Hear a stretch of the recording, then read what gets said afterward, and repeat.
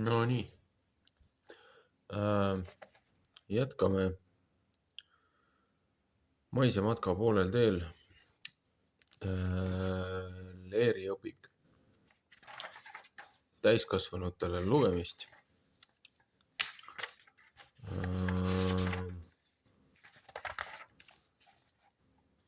Piiblist ja Jumala ilmutusest oli siis see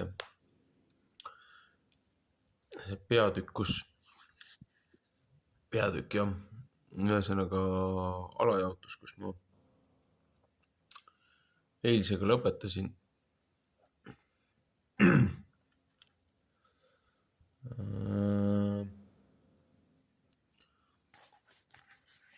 Emotsioonid said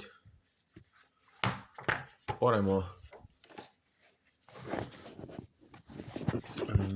just seepärast, et meil on nii palju igasuguste süsteemide ja meid väidetavalt kaitsvate organisatsioonide poolt valetatud. Ja kui siis me pöördume nüüd looja poole ja need, kes meie eel on käinud, üritavad oma puudujääkide katmiseks välja jätta informatsiooni, mida nad ei mõista, tekitades meile karuteene ja siis öeldes, et see ei ole meile oluline, kuna seda ei räägitud meile. Ja ausalt öeldes ma saan tõsiselt tigedaks.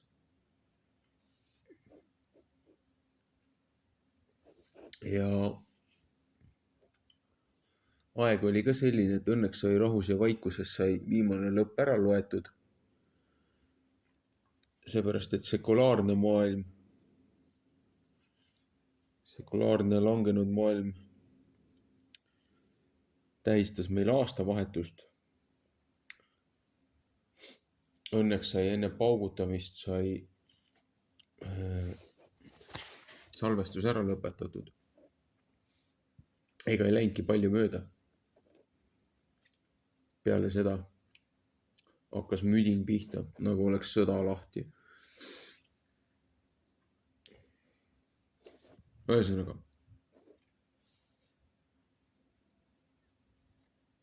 loll tobe pikk sissejuhatus.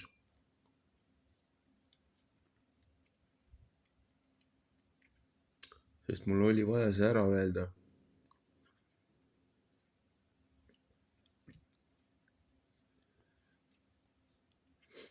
Seepärast, et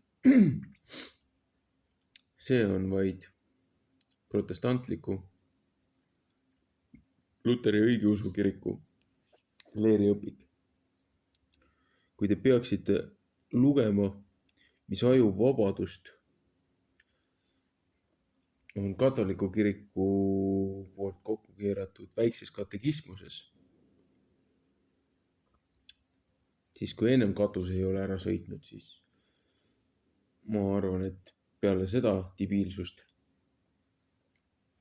kui sa oled teadlik sellest informatsioonist, mis on piiblis on kirjas, millele piibel ise viitab, need raamatud, ja siis tuleb mingisugune omakorda korrumpeerunud võim ja otsustab seal lihtsalt looja seadused, looja õpetused pea peale keerata.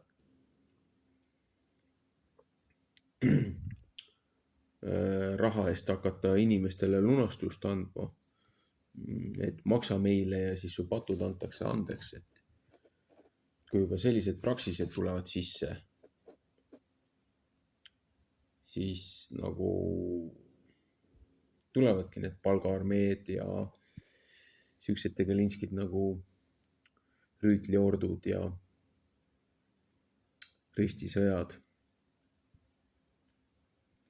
Kuigi jah, teatud asjad aitasid ära hoida moslemite invasiooni natukene tagasi suruda, aga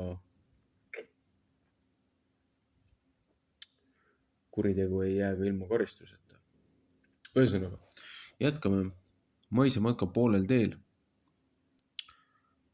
Kuidas me saame näha ilmutusi kui protsessi? On järgmine küsimus.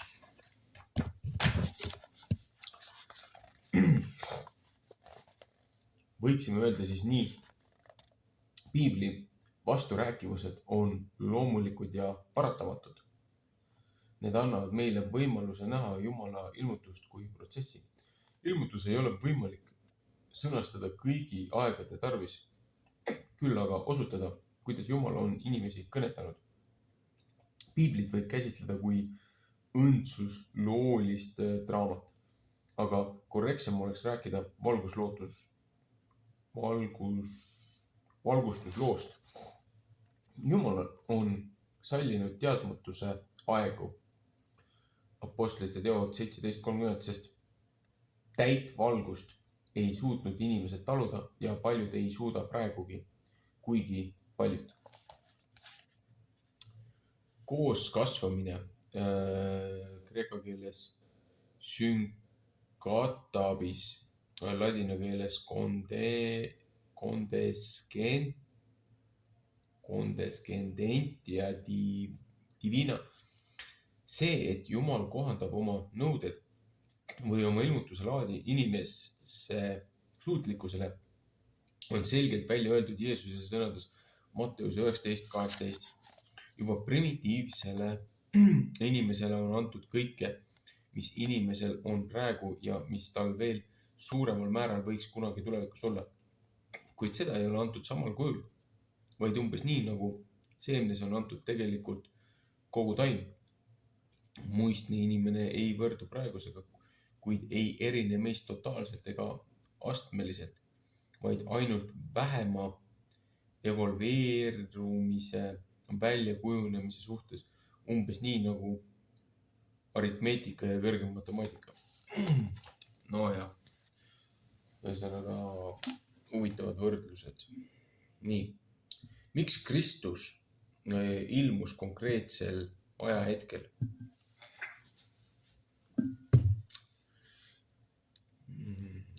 Kristlus on äärmiselt ajalooline usund nii rajaja isiku kui ka mõtlemisviisi poolest üldse.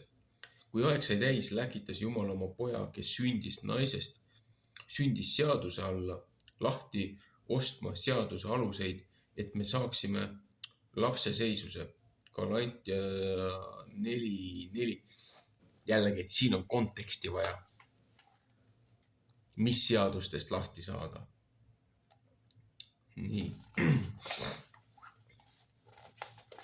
Ühesõnaga, Kristuse eripära tuleb väga selgelt välja islamiga võrreldes. Jeesusele vastab muhamedlastel Koraan. Jumala sõna ei saa neil lihtsast ja verest inimeseks, keda saab näha ja kuulda, vaid jääb kirjutatud raamatuks. Muhamed oli ainult Jumala prohvet. Sellele vastab islami teoloogia dogma, et Koraani ei ole loodud ja ta on võrreldamatu.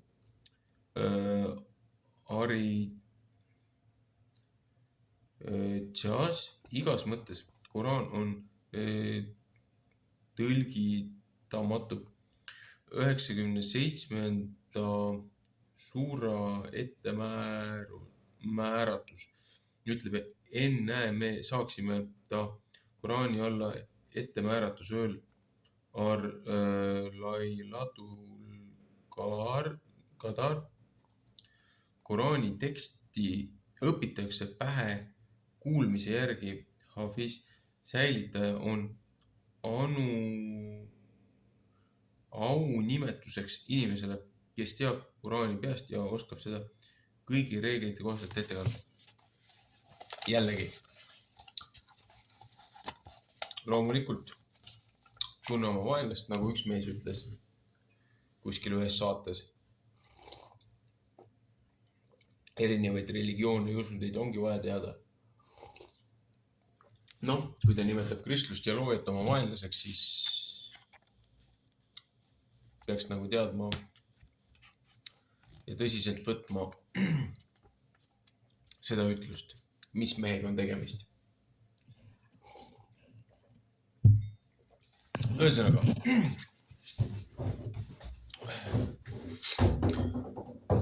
islam ja kogu see tsirkus on tulnud, kes suvatseb otsida ja uurida, on tulnud ühe sõjaväepealiku salajasest allutusplaanidest, võttis rahumeelselt kõigepealt üle, imbus sisse ja siis hiljem, kui oli saavutanud kriitilise massi oma järgijatega, siis vägivaldselt võttis kontrolli üle ja hävitas sealt rahva ja hakkas oma rüüsteretke, pedofiiliat ja kõike muud edasi arendama. Aga kuna see röövlipanda, keda ta juhtis, läks nii käest ära, siis oli vaja luua militaarkord, et nemad hakkaksid lõpuks teda kuulama, seepärast et see seltskond, kes temaga koos käisid, hakkasid tema autoriteeti juba lõhkuma. Ja siis oli vaja kehtestada väga karmid traumapõhised reeglid, et hoida neid siis jõuame tagasi satanistliku rituaalsesse ahistusse. Nende reeglite ja asjade järgi suudeti kontrollida suuri masse, kes ise enese teadmata muutusid vangidest vangivalvuriteks ja tõid enda juurde aina rohkem neid, kes olid juba katki, lubades alguses neile üht, aga pärast tehes hoopis midagi muud. Ühesõnaga jätkame. Mis mõttes Kristus ühendab endas kogu oleva kogemuse? Mõtet, et kosmosest väljas viibiv asub kosmosesse, ei ole üheski teises usundis, sest teiste jumalused on nagunii juba kosmoses. Ainsaks analoogiaks võiks olla Buda isik, kuid Buda ei tulnud nirvaanast, vaid halastas inimkonnale enne nirvaanasse minekut. Jumala tulek maailma tähendab kristlaste jaoks ka inimkonna eelmised põlved ja tähed ja taimed ja loomad ei ole elanud ilma aegu. Jeesus on kogu inimkonna oleva ja olnud elu kvintessents, hoolimata sellest, et aeg on katkestatud vaatustesse, on dramatis persona mingis mõttes alati needsamad ja draama on ikkagi tervik. Mineviku tundmine on samuti oluline nagu mõtlemine tulevikust ja universumist, sest Jumal tahab, et inimene küsiks, milline ülesanne tal võib olla selles draamas. Masingu sõnadega, mineviku tundmine annab võimaluse näha mingit järjepidevust inimkonna ajaloos ja sellepärast hoolimine olnust ei ole esivanemate kultus ega ei ole mingi ka ebakristliku püüd leida kristlust kõiges eelnennus. Kristlane peab tundma, et ta on elanud ja elab kõiges võimalikes lepinguis ja ajalõikudes, sest Jumala draama tegelased ei ole surelikud ega saa surra draama keskel. Mida Jumal teeb hiljem oma dramatis personaga ja milleks talle seda draamat on vaja, seda suudame meie praegu alles aimata, kui sedagi. Mida tähendab, et piibel on Jumala sõna? Apostlite aegu võidi rahulikult väita, et kogu pühakiri on Jumala sisendatud.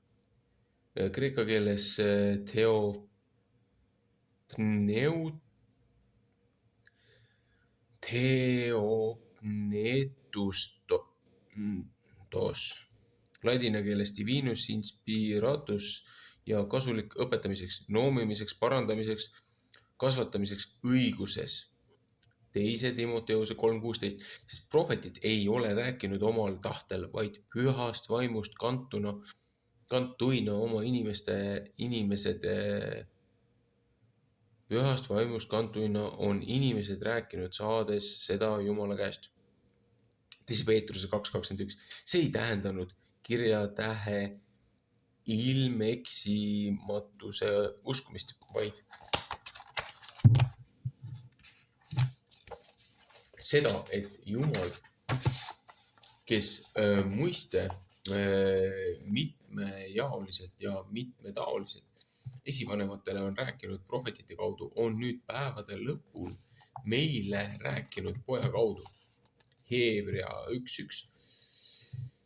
Viimaselt ei ole Jumala sõna, kreeka keeles logos, sõna mõistus kirja pandu, vaid tema ise. Alguses oli sõna ja sõna oli Jumala juures ja sõna oli Jumal. Johannes 1:1. Mis on verbaalinspiratsiooni teooria? Kummatigi on inimestel natuke liiga kõhe pelgalt vaimu all sõna juhatusel teenida Jumalat. Pühakiri näib olevat püha ja usaldatav vaid siis, kui seal on igavene viimne täpp ja kriips. Matteuse 5:18, Luuka 16:17. Näiteks nõnda nimetatud verbaalinspiratsiooni teooria kohaselt on iga piibli sõna püha vaimu poolt sõna-sõnalt dikteeritud. Selline lähenemine näib hõlbustavat inimese enese vastutuskoormat, sest ta ei pea iialgi kirjutatus kahtlema. Aga see ainult näib nõnda. Tegelikult üritavad fundamentalistlikud usklikud teistele ja kõigepealt iseendale tõestada, et piibel on eksimatu ka profaansetes asjades, mille vastu piibliraamatute kirjutajatel ei näi olevat olnud mingit huvi, kui arheoloogilise väljakaevamise tulemused kinnitavad, et piiblil on ometi õigus. Näiteks, et mingi Vanas Testamendis mainitud koha nimi on tõepoolest olnud tarvitusel, siis ei tõesta taolised kokkulangevused ometi midagi asja sisulise tähenduse seisukohalt. See, et Jeesus Kristus on elus inimene, nägid ju oma silmaga Kaivas ja Pilatus, kui Flavius Josephus kirjutistes Risti ja Johannese mainimine tõestab, et mõnele hüperkriitilisele ajaloo uurijale et tõepoolest selle nimeline mees elas 1. sajandi algul. Mida see tähendab usule temasse kui Jeesuse tee valmistajasse? Ei uskunud tollal kõik Jeesuse jumalikkust ega aita faktilisuse tõestamine usule kaasa ka praegu. Jah, faktikontrollijad.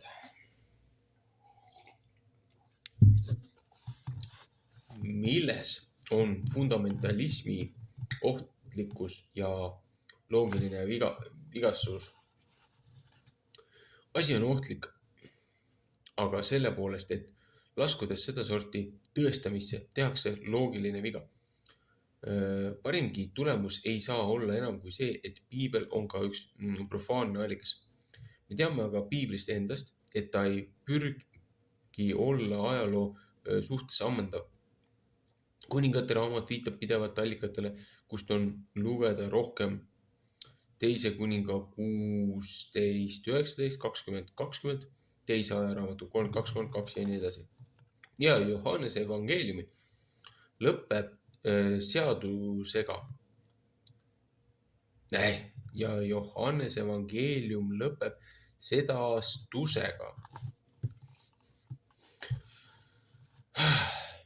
On aga veel palju muidki asju, mida Jeesus tegi. Kui need kõik ükshaaval üles kirjutataks, siis tundub mulle, et kogu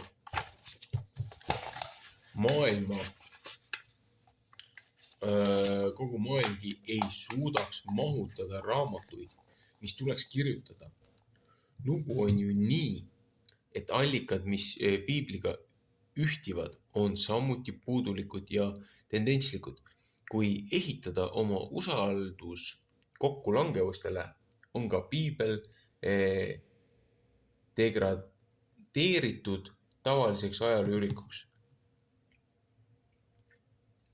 Teine loogiline viga on selles, et kui näiteks Vana Testamendi ajaloo raamatud lugeda inspireeritud tõeks, kas siis ka need paganlikud kirjeldused, mis ühtuvad piibliga, on samuti inspireeritud tõde.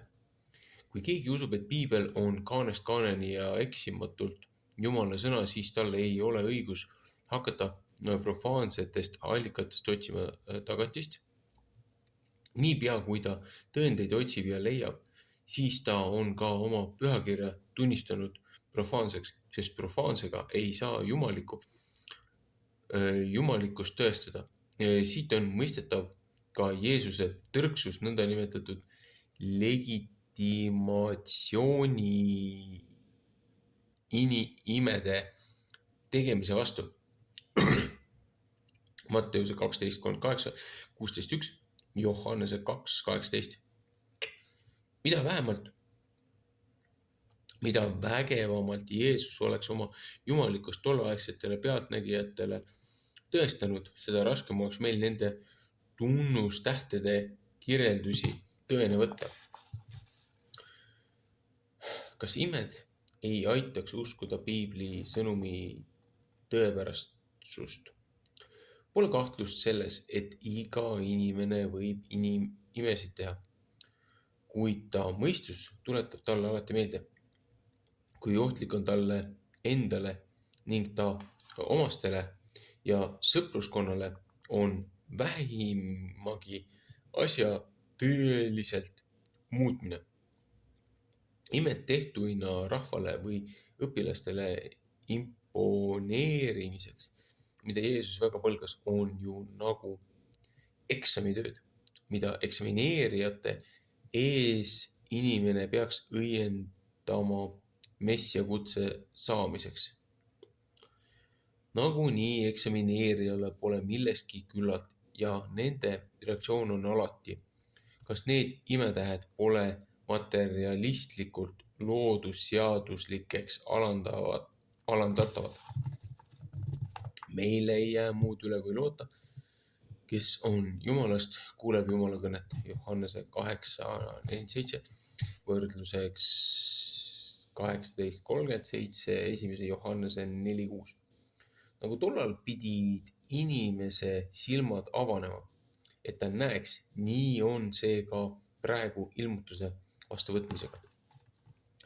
Milline oli Iisraelis Jumala ja inimeste suhe? Iisraelis ja teiste semiitide juures väga selgelt on see näha ka islamiusus. On mina ja mitte mina suhe juriidiline. Suurkuninga ja rahva või tema pisikuninga vaheline leping. Heebrea keeles leping on lihtne. Mina sinu jumalus, sina minu rahvas, kellele ma võimaldan tribuudi maksmise eest.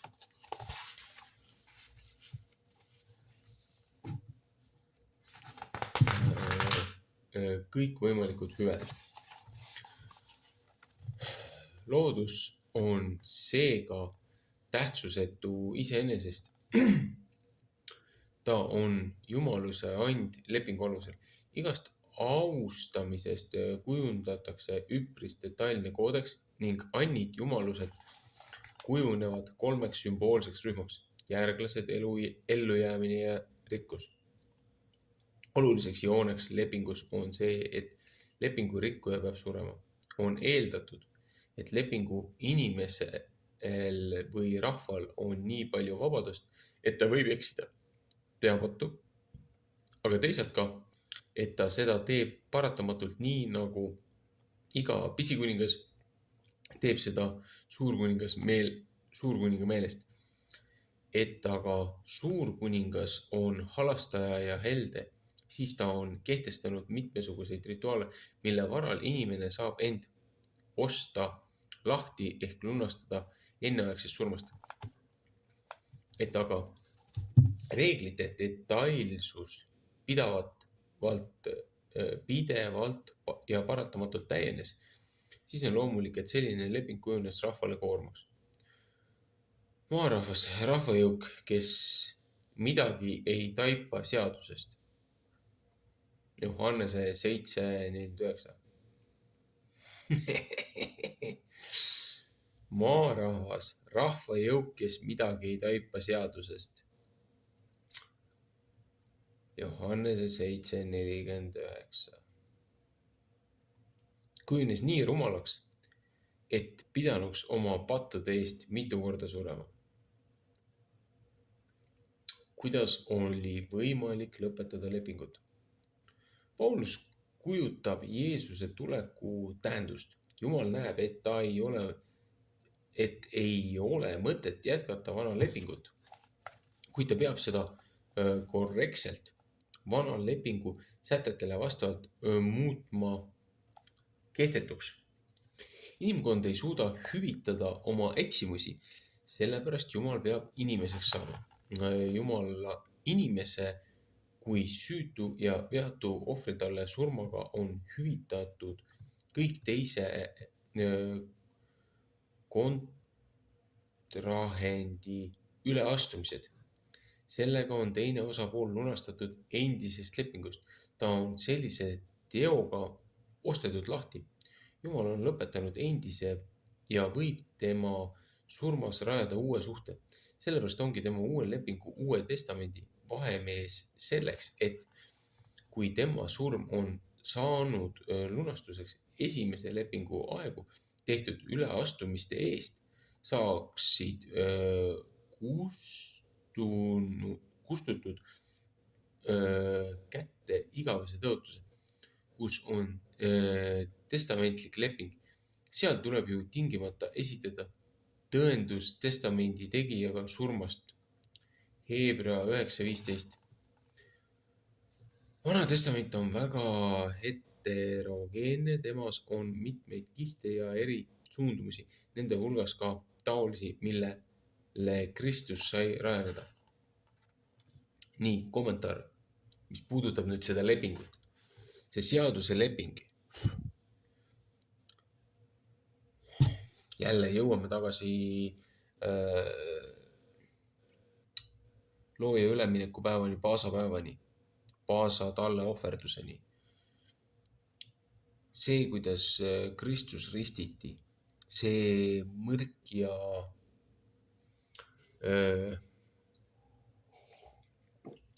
joogikruus, mida ta palus aias, et temast mööda läheks, kui see on looja tahe, mitte tema tahe. See kruus, millest ta seal räägib, millest ta palvetab, on see süüdistus, mis abielu rikkumise puhul, kui naine oli läinud teise mehe juurde ja mees kahtlustas naist rikkumises, siis nad läksid koos siis preestri juurde, nii-öelda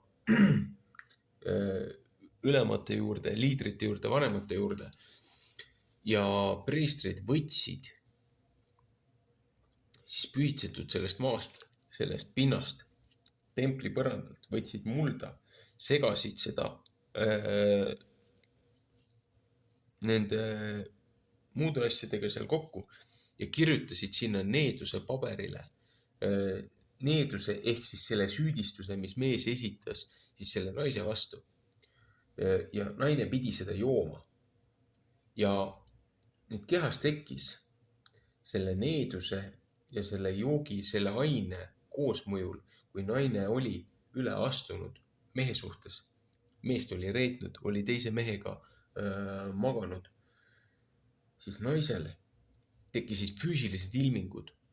Ta sääred närbusid, ta kõht läks paiste ja muud ilmingud. Kui naine aga ei olnud mehe vastu eksinud, siis neid ilminguid ei olnud ja siis mees oli süüdi naise eest ülekohtuse ebaõiglase süüdistuse eest ja mees pidi kandma selle karistuse. Aga kui naine oli süüdi, siis kandis naine selle karistuse. Nüüd Kristuse ristimine. Kristus oli sümboolselt nii ohvritall kui see, mis lepitab siis selle seadusest üleastumise. Ehk siis nii-öelda andam, mis anti loojale, aga korrumpeerunud kirik otsustas, et andke meile raha ja meie andestame teie patud, teie üleastumised seadusest. See on nagu täna ebaausad kohtunikud ja altkäemaksud. Aga mis tollal oli see, et kuriteo eest oli karistus põhimõtteliselt. Sa pidid oma varast loobuma, et korvata seda kurja, mis sa olid teinud. Seepärast, et veise või mingisuguse muu karilooma ohverdus, ohvriand oli päris korralik väljaminek tolle aja kontekstis. See ei olnud naljaasi. Nii, ja mis puudutab nüüd seda mõrket, seda jooki, see oli nii-öelda vanaaegne suguhaiguste ühtlasi ka nii-öelda nagu test või selles mõttes, et indikaator. Aga Kristus, kui ta risti löödi, siis tal oli ju ka iga viimane kui hingetõmme oli põhimõtteliselt piin, mis ta seal risti peal tegi. Ta oli niigi juba, ta oli vigaseks pekstud, tal suur verekaotus, päikse käes keetnud, vedeliku puudused. Ja siis, kui ta oli seal ristis nende naelte peal, iga hingetõmme, mis ta pidi suruma oma kõõluste pealt, see roomlaste, see ristimise, see karistusmeetod oli nii spetsiifiliselt, nii räigelt välja töötatud, et iga hingetõmme oli põhimõtteliselt agoonia orkester, mis seal toimus. Ja kuna Kristus oli seal mitu tundi, oli seal risti peal. Ja siis, kuna kõigil teistel löödi jalaluud puruks, et nad ei saaks sealt jooksu või mis iganes.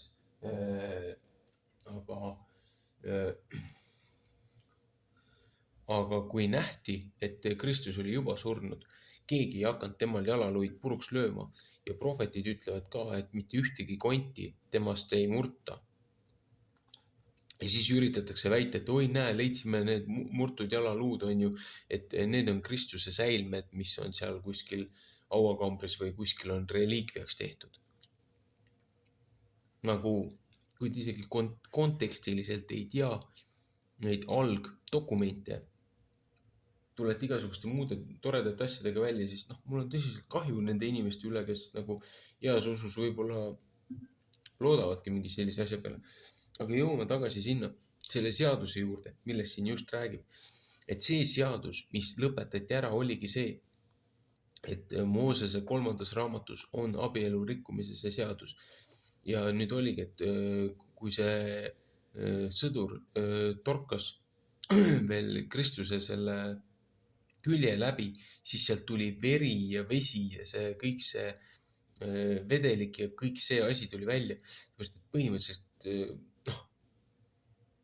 süda oli tal juba ülekoormatud, kopsud olid vett täis, kogu see lümfi ja see jama, mis sealt nagu, mis sealt välja voolas sealt külje pealt. Ja pime mees sai veel nägijaks või ühest silmast pime sai veel nägijaks, kui ta selle Kristuse verega kokku puutus. aga see oligi see, et kõik need ilmingud, mis Kristus seal risti peal näitas, olidki need selle nii-öelda liiderliku abielurikkuja naise nii-öelda visuaalsed perimeetrid. Aga teisest küljest see, mille Paul oma kirjades läbi hammustas, mis ta nendele heebrealastele kirjutas,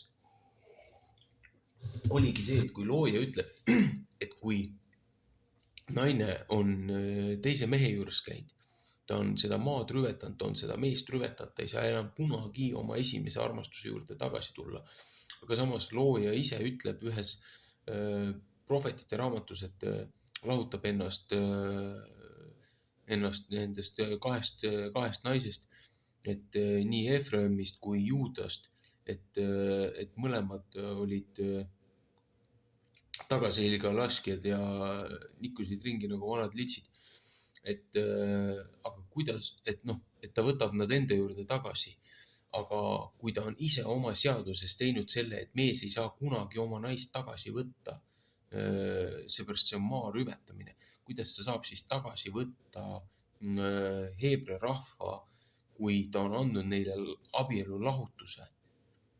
Aga siin ongi see, mille Paul läbi hammustas, oligi see, et ainus võimalus, kuidas mees saab naise tagasi võtta, on mees peab naise eest surema.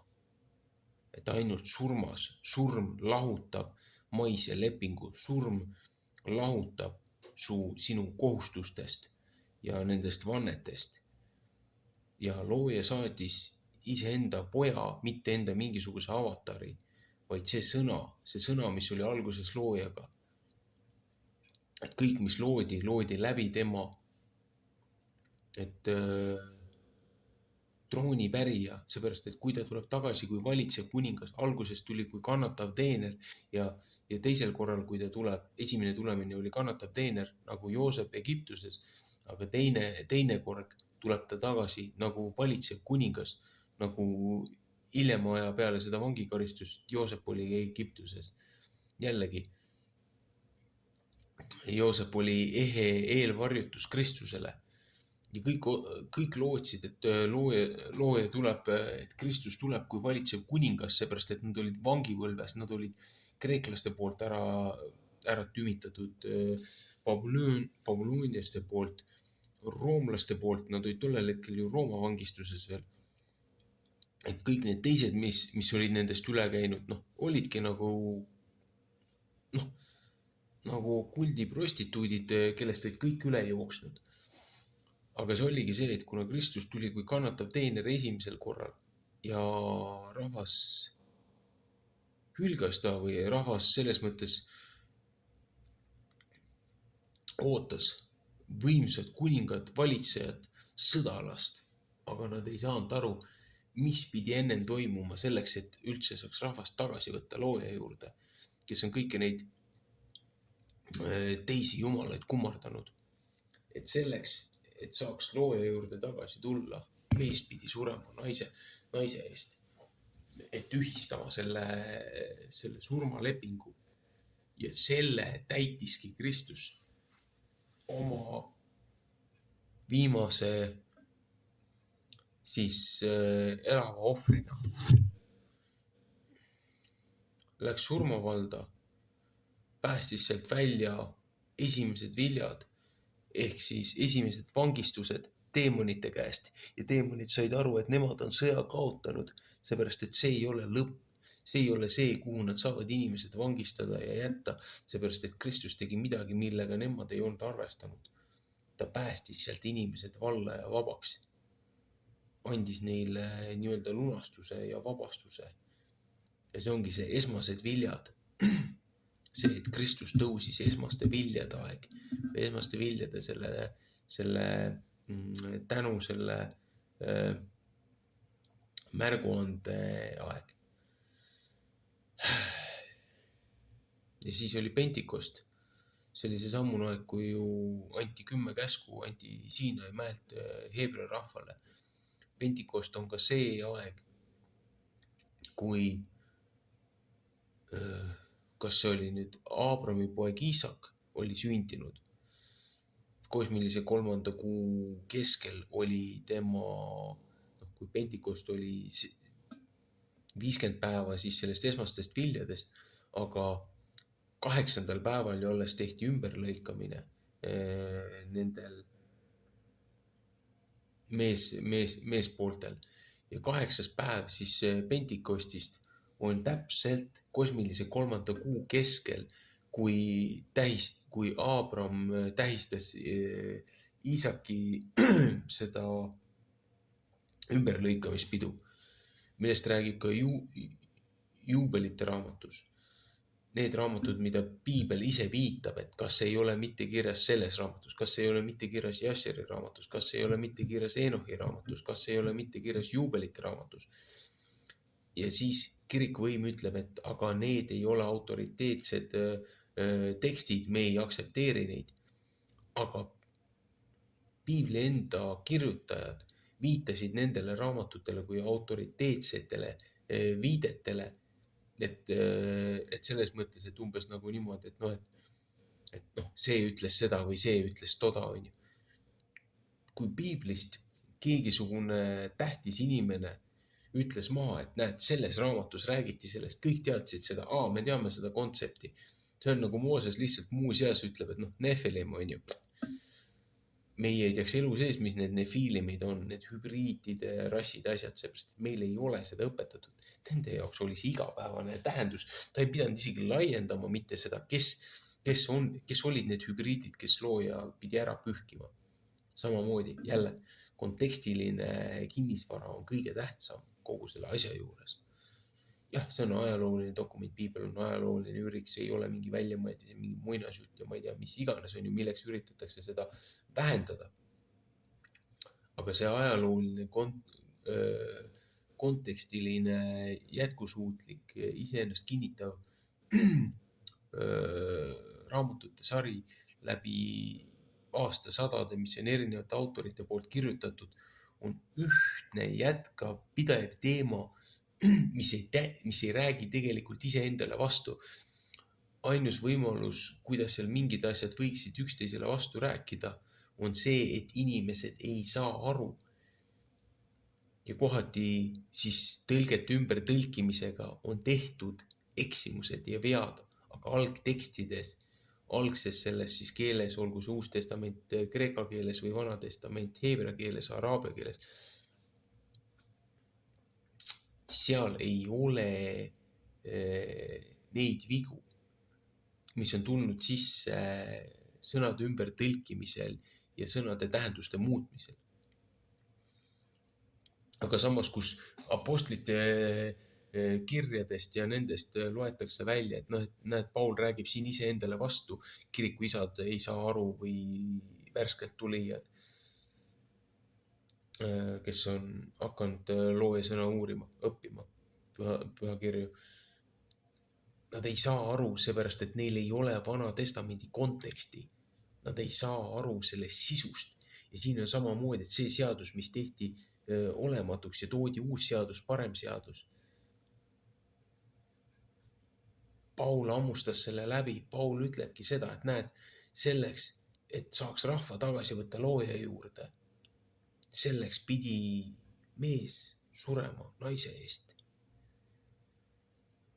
See on see seadus, mille eest nad tehti, mille eest nad tühistati ja vabastati. Anti neile uus seadus, parem seadus, anti neile. Ja see laienes ka kõigile neile, kes ei olnud algselt heebrea rahvas, seepärast et looja ütleb ka, et kuna te põlgasite mind, siis mina põlgan teid ja ma annan oma sõna neile, sellele rumalale rahvale, kes ei vääri seda, aga kes teevad heebrealased, kes teevad need juudid kadedaks, seepärast et looja õnnistab neid, sellepärast et nemad austavad loojat, nemad peavad loojast lugu ja nemad kuulavad seda looja õpetust ja üritavad nii hästi seda jälgida, kui saavad ja siis ütlevad, et me oleme armuaeg, et me ei ole seaduse all, on ju. Et milleks on meil vaja seda seadust, et kui isegi need algsed heebrealased, kellele see anti, et kui isegi nemad ei suutnud seda kanda, et noh, et kes on teid nõidunud, et miks te peate neid kohustusi tegema, et kui isegi me oma rahvas ei ole jõudnud seda kanda. Aga siin ongi probleem on selles, et tekkisid erinevad sektid, erinevad usulahkmed, kes nõudsid selle asemel, et saada nagu loojapoolset seda lunastust ja õnnistust ja õigust, nad juba nõudsid neid sammuseid asju enne seda, et noh, et nad ei uskunud, et need inimesed oleks juba armu saanud või looja poolt õnnistatud saanud, et nad pidid ennem need füüsilised perimeetrid täitma selleks, et neid üldse saaks nagu nii-öelda aktsepteerida. Aga looja oli need inimesed juba ammu andestanud neile ja võtnud need enda kaitse alla. Aga Paul ütleb ka seda, et mis on usk. Et usk ilma tegudeta on surnud. Et selles mõttes me ei täida seadust, me ei täida looja õpetuse või käske või neid 10 käsku või neid muid asju. Me ei täida seda sellepärast, et me oleme kohustatud seda tegema, vaid me täidame seda sellepärast, et mis on loojasse uskumine, looja armastamine, on tema seaduste ja määrustest kinni hoidmine, nende tegemine ja talitus. Asi, millest kirik täna aru ei saa. Seepärast nemad arvavad, et oi, meie elame armus, meie ei ela seaduse all, et meie jaoks on täiesti savi, me võime süüa seda mittepuhast liha, me võime süüa sealiha, me võime süüa neid krevette ja tigusi ja angerjaid ja parte ja ma ei tea, mida iganes veel, kõike neid prügisüüjaid, mis tekitavad sulle haigusi, mis hävitavad su enda organismi, et me oleme armu all, meile on see armu antud, kui isegi Peetruse nägemus järgmistes peatükkides ütleb, et see ei olnud toidu kohta, see oli selle kohta, et looja ütles, noh, Kornilius tuli ju sealt see Rooma üks sõdur, et saatis ju käskjalad sinna veel, et tema juba täitis looja seadust, looja käskusi, seda tundmata, aga ta saatis käskjalad apostlite juurde, et need õpetaksid neid, seepärast, et nende jaoks oli ka tähtis, et mitte ainult uskuda, vaid ka elada selles võtmes, et Abraham sai loojalt armu enne seda, kui ta üldse omal selle eesnaa ära lõikas. Aga see eesnaa lõikamine oli Abrahamile selle kinnitus või konfessioon, nii-öelda, et ta tegi seda peale seda, kui ta oli looja poolt õnnistuse saanud, mitte enne seda, et selle vastu Paul ja need teised apostlid võitlesidki, et see sekt, kes tollel hetkel Iisraelis üles kasvas, need ütlesid, et ennem kui te saaksite üldse looja poolt armu, te peate kõigepealt laskma ennast ennem ümber lõigata. Noh, tegelikult seal oligi see, et neid ei huvitanud absoluutselt looja arm või see, mis looja oli teinud nende südames või hinges. Neid huvitas ainult füüsiline tegevus. Nemad ei olnud selles spirituaalses tasemes ammugi ilma enam, seepärast, et nendel oli juba ainuüksi laupäeva kohta oli üle 1500 käskluse, mida ei ole kuskil piiblis kirjas ega looja õpetustes, ei seaduse raamatus ega kuskil.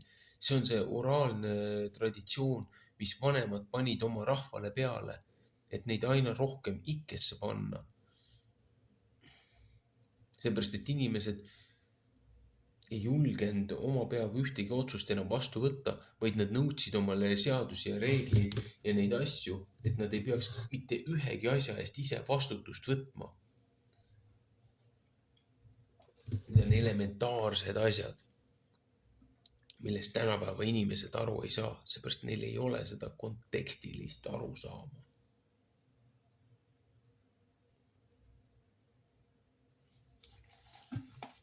Nii.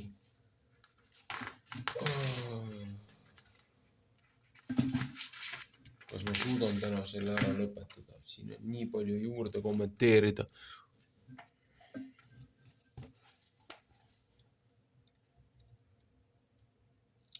Milline on kristluses Jumala ja inimese suhe? Orja ja isanda lepingu suhte asemel tuleb isa ja laste suhe, mis ei ole päriselt tundmatu ka Vanas Testamendis. Vaata 5. Moosese 14.1, Jesaja 43.6, 45.11, Hosea 16.21, eriti psalmide 2.7.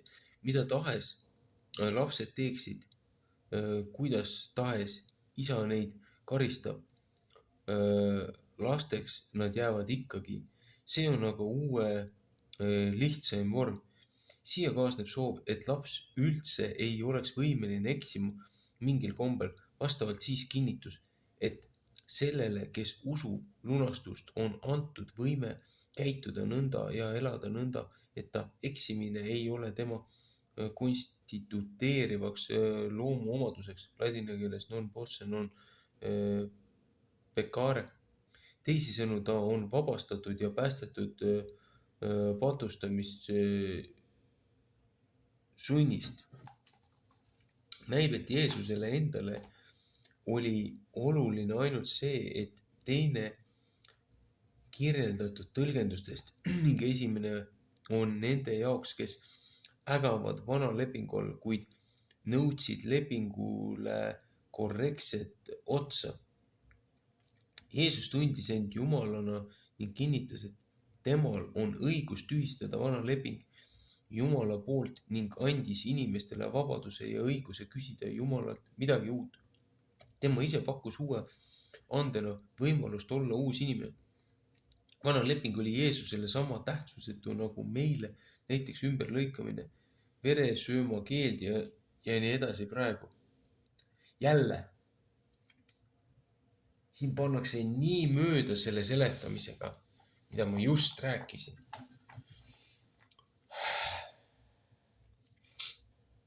Kas on vaja uskuda, et Jeesus oli Jumal? Lewis ütleb õigusega, et Jeesus on midagi vapustavat maailma ajaloos. Juutide seast kerkib esile mees, kes ütleb, et tema on Jumal. Ta väidab, et võib andestada patte, ütleb, et ta on alati eksisteerinud, Johannese 8.57. Vaadelgem seda lähemalt. Panteiside, näiteks hindude juures võib igaüks öelda, et ta on mõne jumala maine kehastus ja selles ei ole midagi imelikku, aga too mees oli juut ega võinud sellepärast midagi taolist mõeldagi. Tema rahva keeles ja meeles tähendas Jumal väljaspool maailma asuvat olendit, maailma loojat, kes erineb täielikult kõigest muust olemasolevast. Alles siis, kui me seda meeles peame, võime hoomata, et tolle mehe õpetus oli midagi kõige kummalisemat, mis inimese huulil iial kostnud. Uues testamendis on tihti juttu päästmisest ja pääsemisest, kreeka keeles soteria, roomlaste raamat 1.16, Efesuse 1.13. Päästa võib haiguse käest, Matteuse 9.21, Markuse 5.23. Aga selgi puhul on see vaid vabanemise nähtav külg, sest tõeline pääsemine on vabanemine patu meelevallast. Markuse 9.2.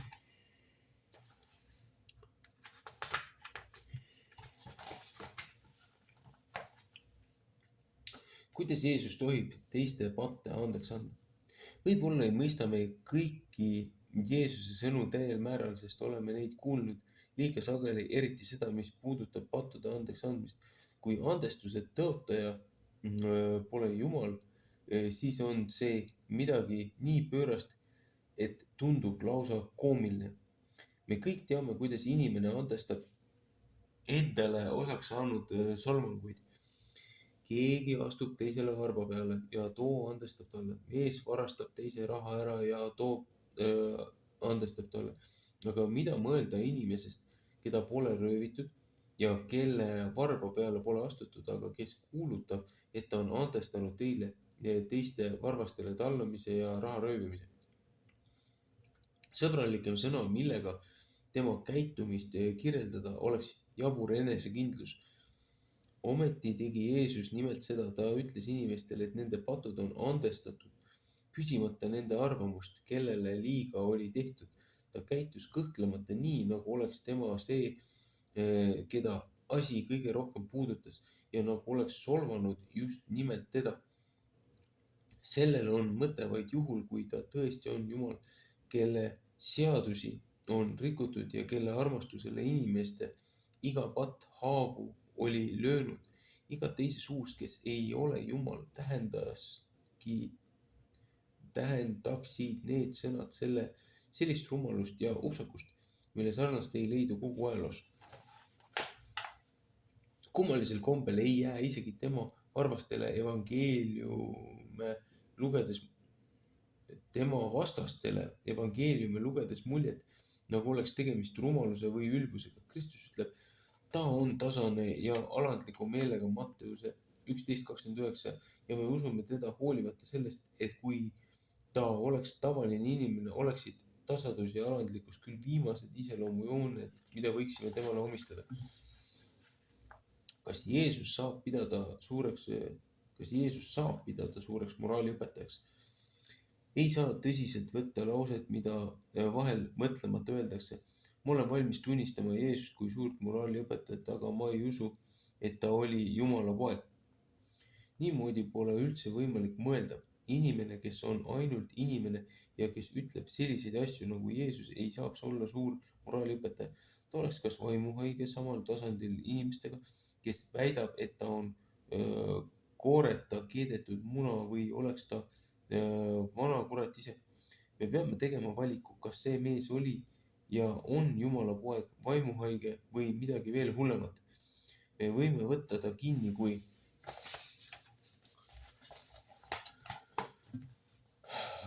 arust ära ja kurjast vaimust vaevatud.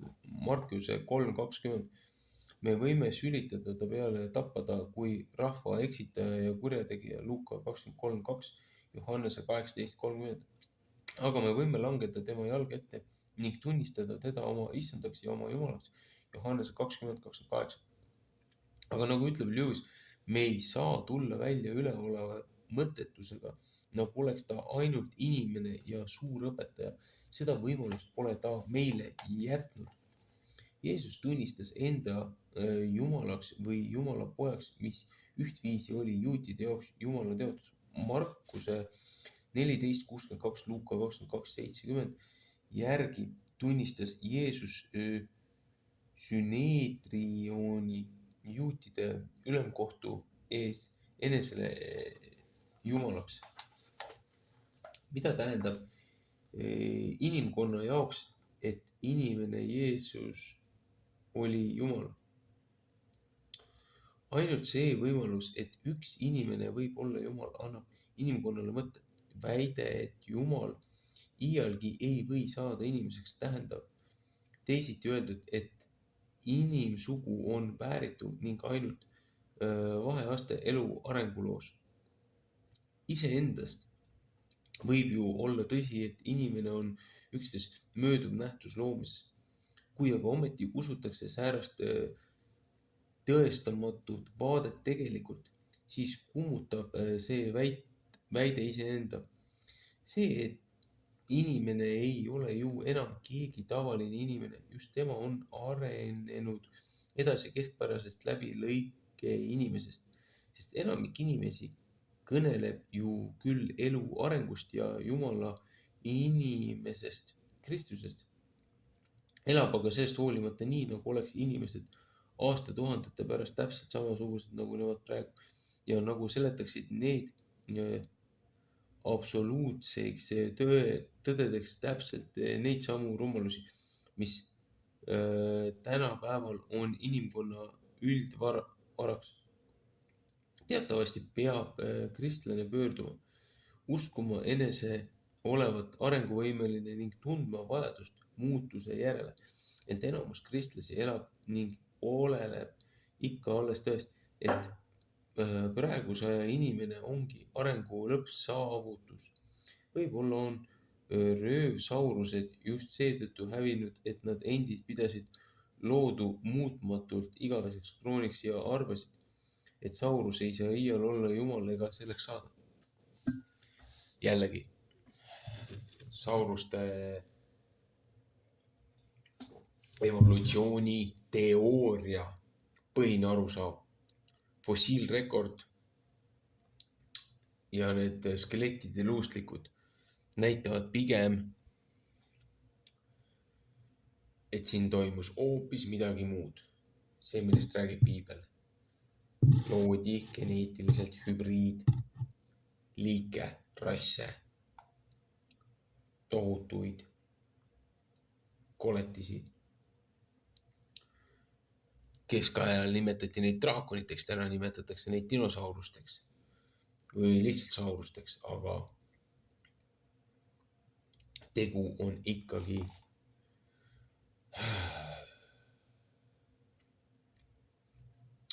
millegi palju tõsisemaga. Millised on inimese võimalused edasiminekuks? Nii on siis mõtlevale või usklikule inimesele ainult 2 võimalust. Ta püüab kujutleda elusolendeid, kes pärast teda asustavad maad ja muutub ise selleks kujutluse kaudu. Või ta usub, et ta on pöördumis- ja arenemisvõimeline, et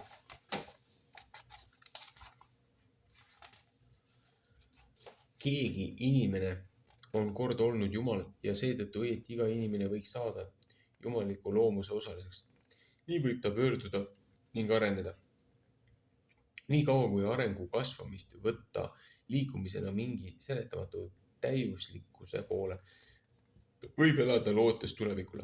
Kui aga arenguks nimetada kohanemist muutlikele välistingimustele, siis on universum üks ainus sihitu sekeldus. Kohanemine on üks mütoloogiline termin. Kui loom kohaneb uue olukorraga, siis tegelikkuses ta teeb midagi ümber, et kasutada teisenenud ümbrust. Kas on võimalik kujutleda sihitult arenemist? Areng ise sisaldab telos sihimõiste. Areng ilma suunata on mõeldamatu. Me ei tarvitse uskuda, et Jumal lõi eraldi plaanitsedes ürgtrilobiidi või näiteks paelussi. Me võime pigem arvata, et Jumal lükkas liikuma raasu protoplasmat teatavasse suunda, et ta kujuneks relatsioonis maastiku ja kliimaga ning ammendaks kõik olemasolevad võimalused iseendas. Kus plasma käik lõpeb, ei tarvitse asjaosalised ise protsessi käigus teada. Ilmselt see teadlikuks saaminegi on üks osa evolutsioonist. Aga öeldu kehtib isegi siis, kui evolutsiooni mõelda mateeriale immanentsena ja seletada, et kõik mateerias kätkevad võimalused peavad realiseeruma. Kui mateerias kätkeb teadlikkuse võimalus iseendast, siis ei ole võimalik väita, et me teame, kus on selle teaduse lõpp. Ka siis peab mateerias olema võimalus ületada iseennast ja teha endast midagi muud. Astroloogia, fatalism, patt ja ajalooline determinism on kõik vaid üheainsa oletuse alaliigid. Sellele, et midagi ei saa muuta, kõik on ette määratud ja inimkonna ajalugu on üksnes teatud seikade ahela mõttetu kordumine. Mida tähendab inimestele Jeesuse nägemine? Need inimesed, kes Jeesust olid näinud, kes suutsid teda jumalana võtta ning seetõttu temaga koos õigete inimestena elasid uues maailmas, sest nad ise olid saanud uueks, nad olid vabad sunnist jääda nendeks, kes nad olid olnud. Nad olid suutelised parandama meelt ja arendama edasi. patt ise kaotab oma võimu, kui tuntakse, et ta pole mingi loomuvajadus või vältimatu ning muudetamatu staatus, mitte saatus. Ei, ikka saatus. Nii. Millest lunastas Jeesusega kohtumine? Need esimesed kristlased olid saanud vabadeks inimesteks, sest nad olid taibanud, et tema, Jeesuse ja inimene oli ühtlasi Jumal. Tema lunastas nad paratamatusest jääda oletatud paratamatuse orjadeks, sest temas ja tema läbi on võimatu saanud võimalikuks. Kahtlemata on Jeesus öelnud seda, mis on kirjutatud Markuse 11:22-24, Matteuse 17:20, 21:21, Luuka 17:16. Jeesus ei saanud teha imesid uskumatuile, näiteks Markuse 6:5. Tähendab, inimene, kes arvab, et imede aeg on lõppenud, on endalt võtnud võimaluse kogeda imet. Taevariik tuleva, kuid ometi inimeses praegu oleva suurusena ei ole uus eksistentsivorm, vaid nähe, mis on väljaspool eksistentsi. Ubiquitas corporis Christi, Kristuse ihu kõikjal olemine, on selle viimane väljendus. Ubiquitas viib Kristuse väljapoole tavalisest mõttes eksisteerimisest. Kas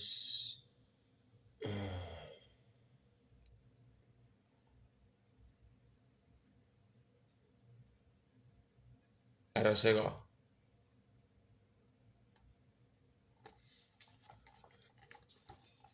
Kas inimene saab jääda alles, kui ta tõrgub minemast edasi? Uus inimene peab kord uues olemises saama tõsiasjaks. Me ei või jääda rahule sellega, et meid lohutatakse. Kuidas inimene ometi jääb üheks samaks ja tema ajalugu või tema maailm olevat antonoomsed suurused. Sama vähe võime aga leppida ka sellega, et üks periood ajaloos või just meie enda oma kujutab võimalikku arengut kõrgpunkti. Aga kui me ei taha uskuda, et me võime saada teistsuguseks, kui me tahame leida õigustuse inimlikule laiskusele ja igale rumalusele, kui me kõik, mis ei mahu meie tavalisse süsteemi, mis meile sellepärast ei meeldi, peame võitmatuks, siis peab inimkond elama edasi selles normaalseks peetud mõttetus orjuses. Aga iga inimene peaks seejuures mõtlema, et ta lükkab tagasi mitte üksi Kristuse, vaid parima meile pakutud päästevõimaluse.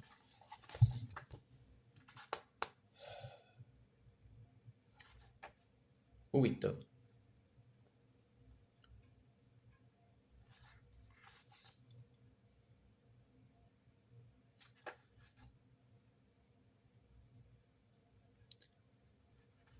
Enne selle viimast lehekülge lõpetamist, siin poole pealt, enne viimast küsimust,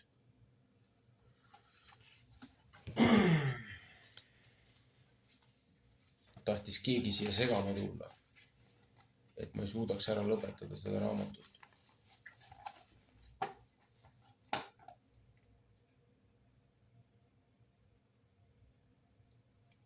Tumedatel jõududel ei ole siin toas ruumi ja õigust olla. Siin on looja kaitse, siin on Kristuse kaitse, Kristuse tahe.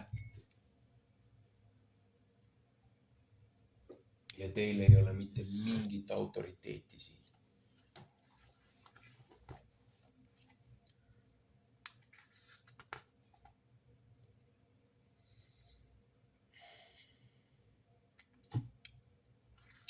Tagane saatan.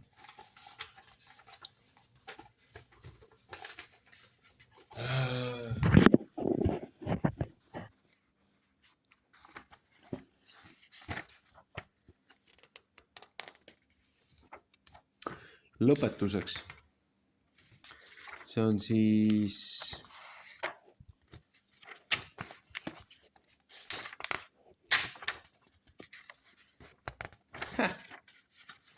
Välja teete või? 1,5 lehekülge ainult.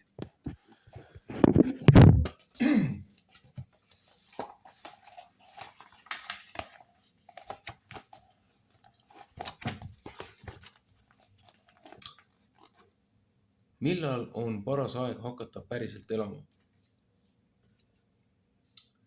Kui kummaline on see? Kui kummaline see on, see meie väikese elu kulg. Laps ütleb, kui ma suureks saan, aga mida see tähendab? Suur poiss ütleb, kui ma sirgun meheks. Ja kui ta meheks on saanud, kui ma olen naise võtnud. Mida aga tähendab abielus olemine? Siis hakkab ta mõtlema, kui ma ükskord pensionile jään. Ja kui pensioniiga käes, heidab seesama mees pilgu selja taha jäänud maastikule ning talle tundub, et üle selle vihiseb kõletuul. Millegipärast on ta kõigest ilma jäänud, kõik on mööda läinud. Arvad, et kiirustades elad küllalisemalt. Tegelikult sa ei märka, kuidas elu mööda läheb. Või ongi see hea, et ei märka? Valton.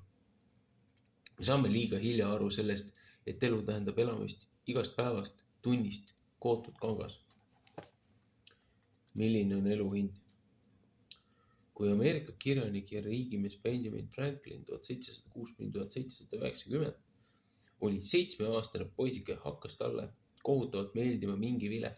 Vile ei andnud talle hetkekski rahu ning ta läks mänguasjade poodi, ladus kõik oma mündid letile ja nõudis seda vilet, ilma et oleks isegi selle hinda küsinud.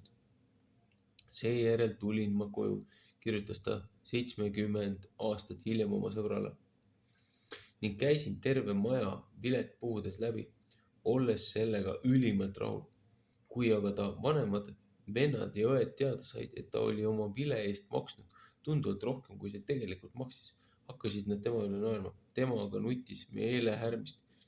Tõsiasi, et ta oli oma vile eest maksnud liiga palju, tegi talle rohkem meelehärmi, kui vile oli rõõmu teinud. Õppetund, mille Franklin tookord sai, oli lõppkokkuvõttes väga lihtne. Kui ma suureks kasvasin, rääkis ta, maailma ja inimesi tundma õppisin ning nende käitumist jälgisin. Nägin paljusid, kes maksid oma vile eest liiga palju. Ühesõnaga, mina arvan, et suure osa oma hädadest on inimkond ise endale kaela tõmmanud. Ja seda eelkõige valede väärtushinnangute tõttu, mis asjadele antakse. Inimesed maksavad oma vilede eest liiga kõrget hinda.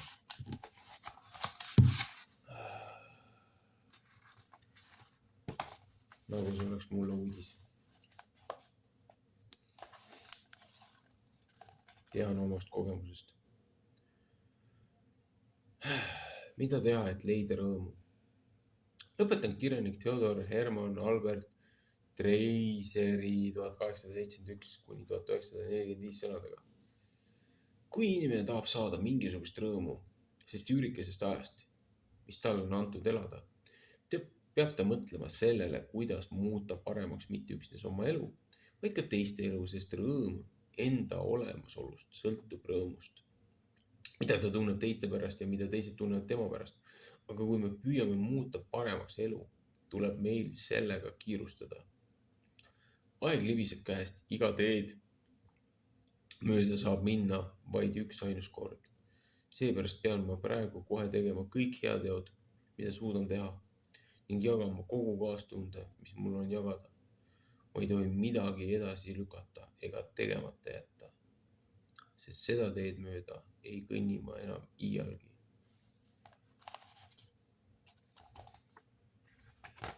Ja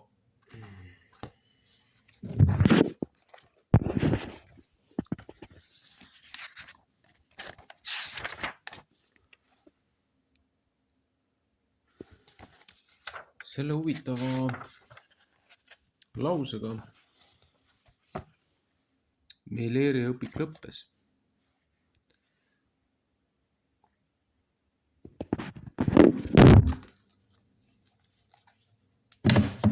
mis me siit kokkuvõtteks võime teha?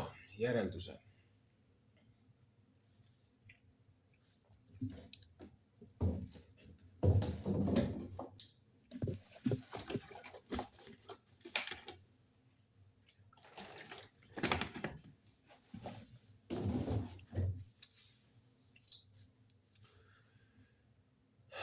See maailm, mille looja on loonud, on imeline, müstiline, kordamatu koht.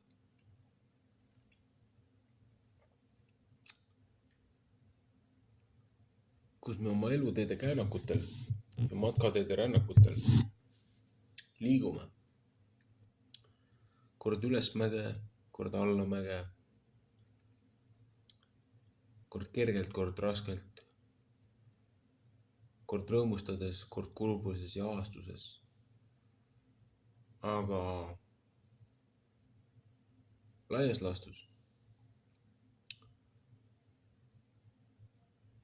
me eksleme sihitult ja alles siis, kui oma lolluses ja niinimetatud õndsuses, teadmatuses väga suure prohmakaga hakkama saame. Ja kui meil enam kellegi teise autoriteedi või siis lähedase või mis iganes poole pöördumisest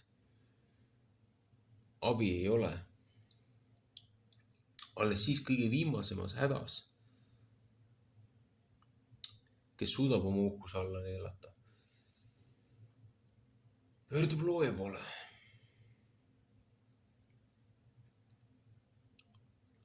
Probleem on selles, et need inimesed meie ümber, meie eelkäijad, meie vanemad, esivanemad, need, kes meid täna kasvatavad, meie haridussüsteem, meie õpetajad, meie juhid, liidrid, riigimehed, riigiisad, kogukondade vanemad. Nemad on minetanud looja õpetuse,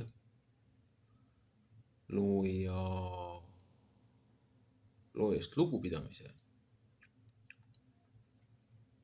ja on pöördunud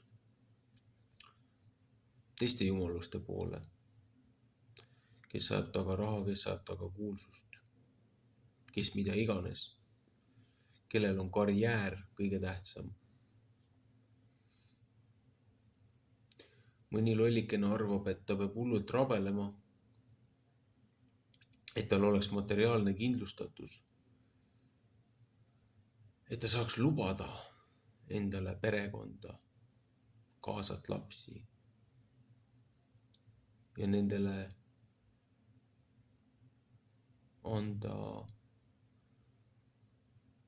turvalist kodu ja tulevikku.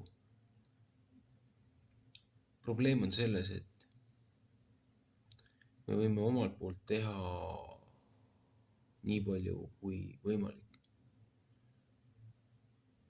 Aga kui me teeme seda risti vastu looja õpetusele, looja tahtele, looja seadustele ja tõekspidamistele, arvates, et meil on õigus testimata ja proovile panemata neid külalisi, neid vaime, neid hingi, neid juhendajaid, kes väidavad end meie sõbrad olema. Ilma tõsist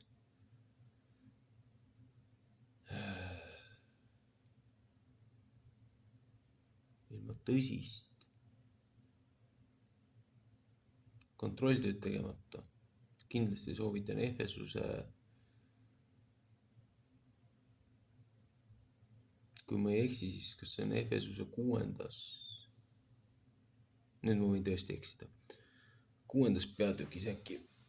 Igatahes Efesuse raamatus räägib, et pane omal peale. Mitte niimoodi, et pane omal iga päev peale, kontrolli seda iga päev, olgu. Aga pane omal peale kogu looja sõjavarustus, kogu rüü, rinnaplaat ja jalatsid ja kilp ja mõõk ja kiiver ja käi selles ja kontrolli selles ja ela selles. Ja vaenlane jookseb ja taganeb su eest. Ja pärast, kui sa elad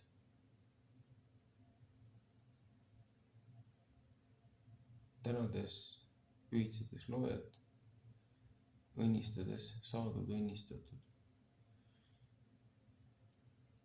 kogu su mõttemaailm, kogu su arusaam nihkub, muutub.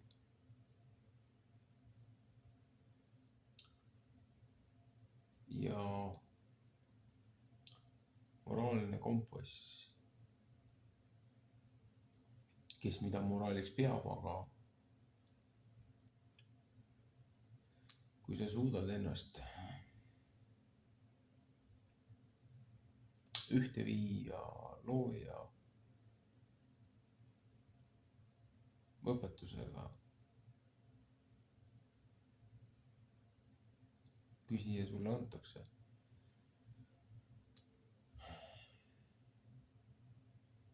tehakse uksed lahti. Täna on looja see, kes koputab ukse taga. Seepärast, et me oleme ta välja lükanud.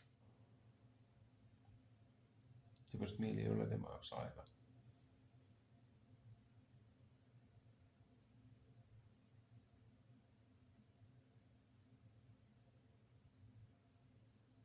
Aga kui teha temale aega,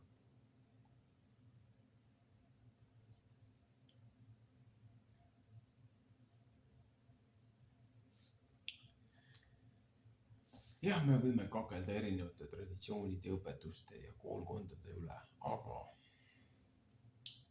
fakt on see, et ükskõik, mis teed pidi sa alustad loojaga taassideme loomist, looja otsimist, eks ta annab täpselt nii palju, kui sa oled võimeline vastu võtma. Kuigi see võib tunduda vahel liiga palju. Aga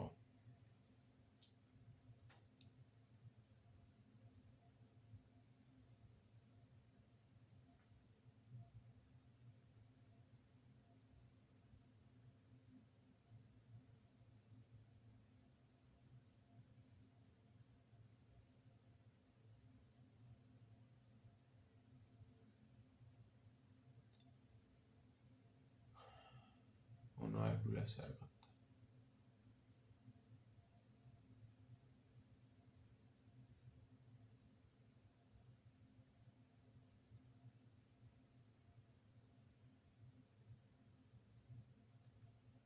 Ärgake Baltimaad.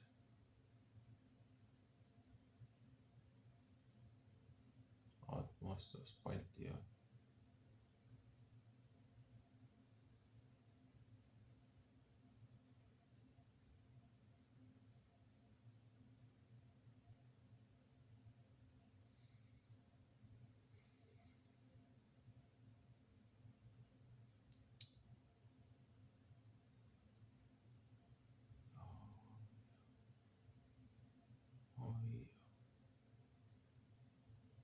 Maarimaad.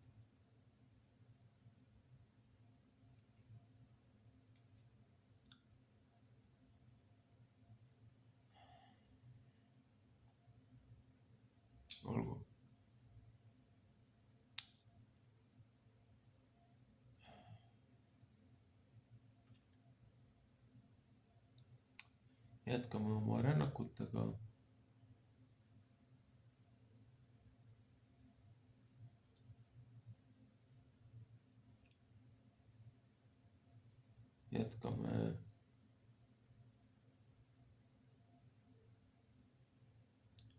jätkame oma teekonda.